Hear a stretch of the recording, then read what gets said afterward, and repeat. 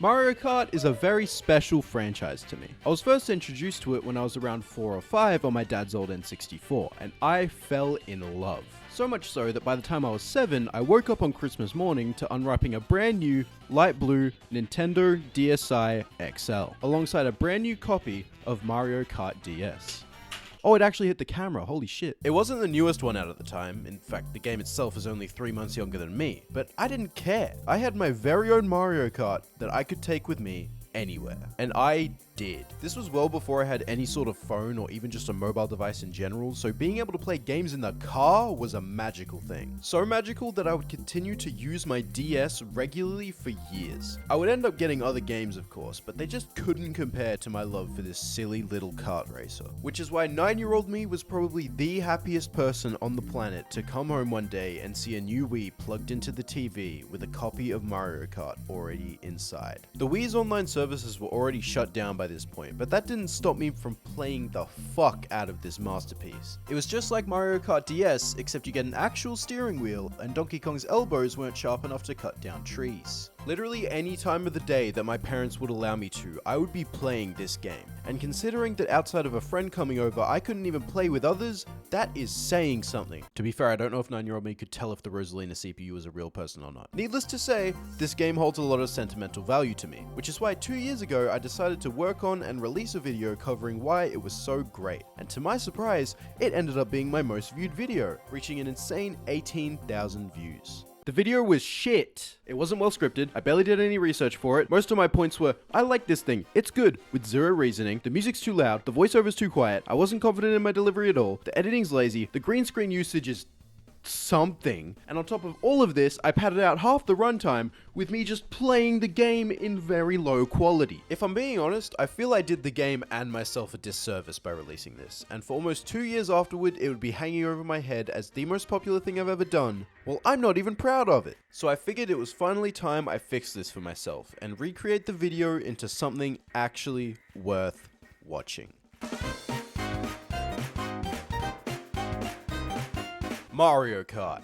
I don't need to explain what Mario Kart is to you. You've played it, your friends have played it, your grandma's probably played it. However, nowadays when most people hear about Mario Kart, they think of this, Mario Kart 8. The game that's been the newest in the franchise for over a decade. Purely content-wise, on paper, this is the best Mario Kart. There's 96 courses, 48 characters, over 13,500 possible kart combinations, and to top it all off, it's on the newest console. There's no doubting that this is an amazing game. I mean, I've played so much of it over the years that it's no longer fun to play with others since I'm too good to lose. This is not bragging, it's a cry for help.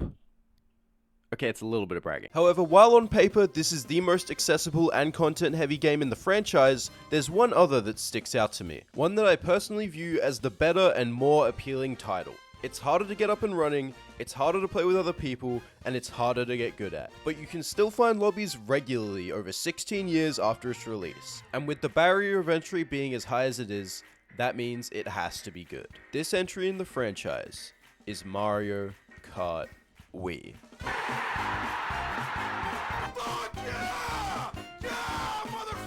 Mario Kart Wii. It's the GOAT! The GOAT! This game officially dropped on the 10th of April 2008, almost 2 years after the Wii's launch, and it was huge. Besides Wii Sports, which comes with the console, it was the highest selling title on the system. And I don't even need to show the stats to prove that. There's a good chance you have an old Wii wheel hiding somewhere in your house. The Wii Wheel. One of God's greatest creations and the reason that this game was so astronomically popular. For young people, they loved the appeal of being able to race with a real wheel. And for old people, they loved the appeal of not having to learn how to use one of these. I mean, it's a wheel. Anyone can pick this up and immediately know what to do. Even though it is just a piece of plastic that makes zero difference to how the controller works, it was the game's entire marketing campaign. I mean, look at Mario. He doesn't steal with a stick. Those are for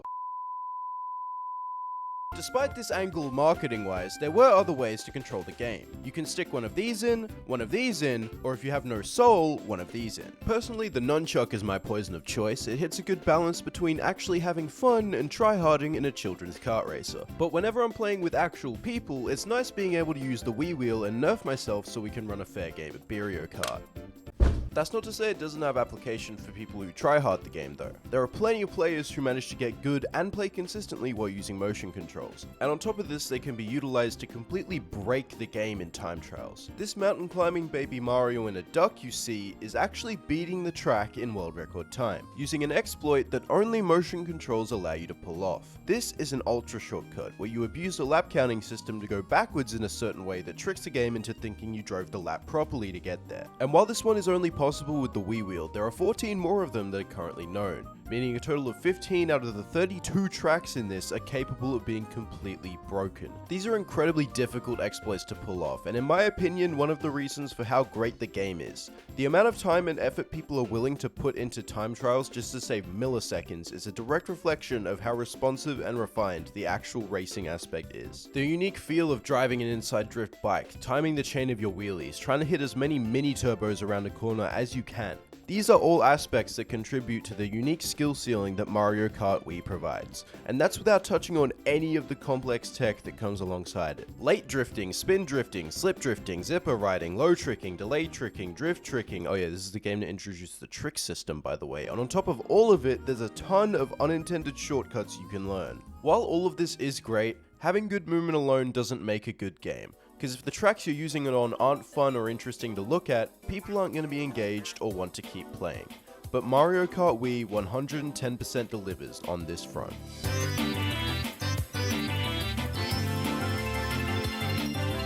This game has brought arguably the most iconic tracks to the franchise. Toad's Factory, Koopa Cape, Moo Moo Meadows, DK Summit, Wario's Gold Mine, Grumble Volcano, Coconut Mall. All of these are certified classics, and all of these have managed to make their way into 8 Deluxe. Well, most of them. In fact, Wii is the game with the most tracks getting brought over to the newest game. 3 in the base game, and 8 more in the DLC, meaning only 5 of the original tracks haven't been brought back. The fact of the matter just is that Wii is full to the brim of well-designed and thought-out tracks, topped off with exciting and interesting visuals. You're not going to find boring flat road in a town, followed up by boring flat road in a desert, followed up by boring flat road in a forest. Instead, you get a farm where you drive in between the cows that live there, a gorge with tree-sized mushrooms everywhere that has a cave at the end where you bounce across them, a factory with moving platforms, bulldozers, and conveyor belts constantly keeping you alert on where you're able to go. And that's only the first cup. This is part of the boring tracks. Later on, we get to race through a mall, a mine shaft, a ski mountain, a waterfall, a volcano, and on top of it all, 16 tracks from previous games that have been given new life through tricks being spread across them. Almost every single one of these is a banger, and all of them get enhanced by one of the greatest video game soundtracks of all time. This shit's got bangers!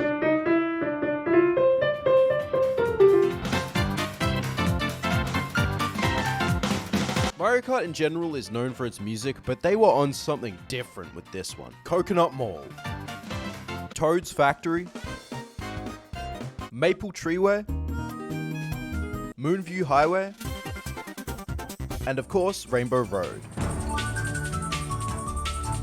All masterpieces that were not necessary for a kart racer in the slightest. But the decision to go above and beyond to include these anyway improves the experience tenfold. The music's even good enough to where I've restricted myself to only using songs from the game for this video, and I've had no problems finding good songs to use. If anything, I've got too many of them left over that I just haven't had the runtime to utilize. Every song is designed perfectly to encapsulate and enhance the vibe of the course it's attached to. I mean, just look at this gameplay. Soulless. Even with the gameplay aside, the menu themes are also bangers. They somehow made navigating game modes, settings, and even post-race options a memorable experience. Winner's theme, I'm looking at you.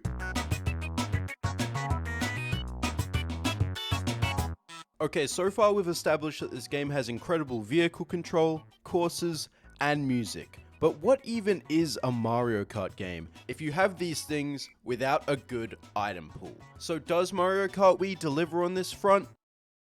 I think you know what my opinion's gonna be. Mario Kart Wii has one of the greatest item pools in the franchise. If you're front running in first, your items can vary between the green shell, red shell, banana, 3 bananas, or the item box, which is instantly more variety than 8 Deluxe, where a third of your items are going to be coins. The people running more towards the middle will pull some mushrooms, blue shells, bloopers, bob-ombs, or if you're really lucky, a mega mushroom, which is a glorified star, but who doesn't love driving while real big? If you've managed to find yourself up the back of the pack, you're going to be getting more powerful items, like power blocks, stars, golden mushrooms, bullet bills, or even the infamous shock. Now, if you have the entire Mario Kart Wii item list perfectly memorized, firstly, go outside. But secondly, you'll notice that there's one item I failed to mention. I don't usually like to get political in this channel, but I think the Thundercloud is a good item. Okay, hear me out. You never get it in first, and it gives you a speed boost. So if you're skilled, you can get rid of it before you get hit. And in the cases where it is bullshit since there's nobody to hit, is bullshit not the spirit of Mario Kart? I mean, there's an item that directly punishes the person with the most driving skill. I don't think a speed boost that allows you to shock people is as big of an offender as people make it out to be. Overall, I think the item list is very well balanced, and I also really like the fact that instead of having 2 item slots, you get 1, but if your item's draggable, you can pick up another.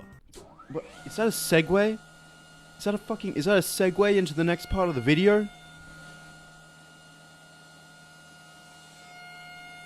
Reason why Mario Kart Wii is goated number 581. It's like Melee. I know that makes no sense, let me make it make sense. It's a party game in a Mario franchise that came out in the 2000s, has a higher skill ceiling than the newest iteration, and its quality has kept people coming back for more years and years later through an online mod created by a fan. Which since I've last played has seemingly turned into 2 mods, the original being CTGP and the newcomer being Retro Rewind. Both of these allow you to play online over a decade since the Wii's servers were taken down on a wide assortment of new tracks. However, there are some very key differences. CTGP allows you to play through over 200 custom tracks created by the community, while Retro Rewind allows you to play through every track that's been in a Mario Kart game. The only exception being the Mario Kart 8 DLC, but I'm pretty sure that's on its way too, because some of it is here. Anti-Gravity just isn't in the game though, so they're a bit different. But this is still an enormously impressive project that is really well made, even if the menus scream graphic design is my passion. The main bonus Retro Rewind brings to the table is that you can play it online on emulator. You are able to download a Mario Kart Wii ROM as well as this mod and join an online lobby on your computer within the next 15 minutes. For legal reasons, I do not endorse this, and I'm simply pointing out the fact that you are able to download this masterpiece for free and play it online. These mods' existence as a whole have been the support beams holding this game's community up from falling into a grave. There are still YouTubers who primarily make Mario Kart Wii content to this day, and while they aren't pulling the craziest numbers in the world, the fact that you can consistently pull thousands of views on a game this old while uploading this frequently just goes to show the sense of community that this title brings, especially when it comes to taking the game seriously. Whether it be competitive time trials, competitive online matches, competitive time trial online matches, it's all managed to continue its existence through the life that these mods provide. I would go as far as saying that this is in the top 5 all-time console games when it comes to longevity. I mean, you have to have some serious fucking quality to convince an entire community of people to learn how to mod their old family Wiis, just to play a silly little kart racer online. A type of quality that will probably keep people playing long after Mario Kart 8 is dead in the ground with its servers offline. A type of quality that makes it stand out from every other entry in one of the biggest video game franchises on the planet. A type of quality that has led many to believe that Mario Kart Wii is superior.